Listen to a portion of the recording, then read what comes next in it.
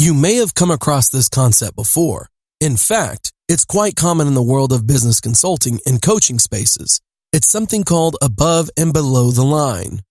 It's typically used as a tool to shift mindset and in some cases to drive motivation.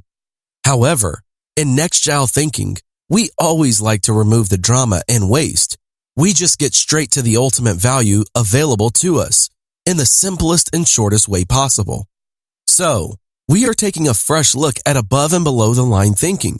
And we are also going to show you the bigger part of the story many simply don't talk about. It's the opportunities which present themselves for you when you are being above the line.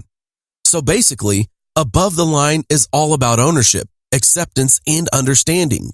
To sum it up in one powerful word, it's responsibility. Responsibility doesn't mean it's your fault because that's just self-blame. It's an empowering way of being, and we will explore this shortly so you can truly understand this. Now, below the line, on the other hand, we see negative ways of being, such as blame, excuse, and denial, and these are very disempowering states for us to be in. They simply rob us of opportunity and don't allow us to advance beyond our current state. We blame ourselves or others. We find excuses why something did or didn't happen, or we deny anything happened at all. And the funny thing is that usually our thinking behind doing this is quite legitimate and quite reasonable. In fact, in an effort of self-preservation, when we identify a threat, our brains are naturally programmed to default to this protective mechanism. We all do it, and it's normal. But those who can identify it and correct it are those who advance. Let me give you an example to help you see the power in this change of being. At a seemingly normal intersection on a suburban street, a motorcycle and a car collide.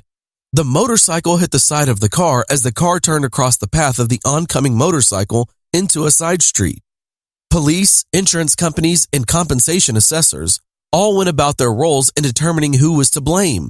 The rider and driver also sought legal representation, and the lawyers went about determining fault.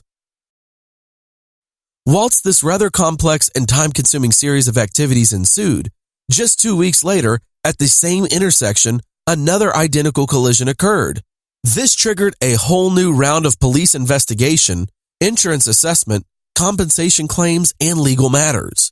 With so many professionals involved and so much activity in relation to both these incidents, it's such a shame for the people in the third such accident in as many weeks that everyone was so caught up in the drama of allocating blame. Nobody could realize what the actual problem was. It just so happened that the guy involved in the third accident was a process thinker. He could look beyond the drama and distraction of blame game and ask better questions. What happened? What could have been done differently to have improved or prevented this outcome? What will I now do to ensure the improvement is captured and to then advance from this?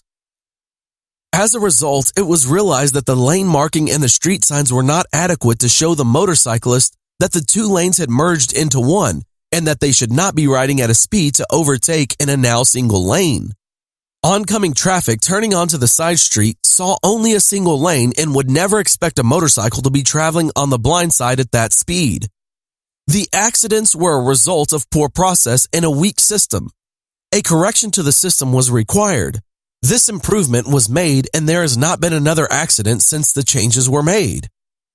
So, in this example, you can see if you get caught up in the waste and drama of allocating blame and finding excuses why something did or didn't happen, the real opportunity, the big opportunity in fact, to permanently correct something and to truly advance can be missed altogether. In every experience, there is a valuable lesson. If you have paid the tuition, you may as well get the learning, right? So, here's what is needed from you in NEXTGILE thinking. It is to be responsible.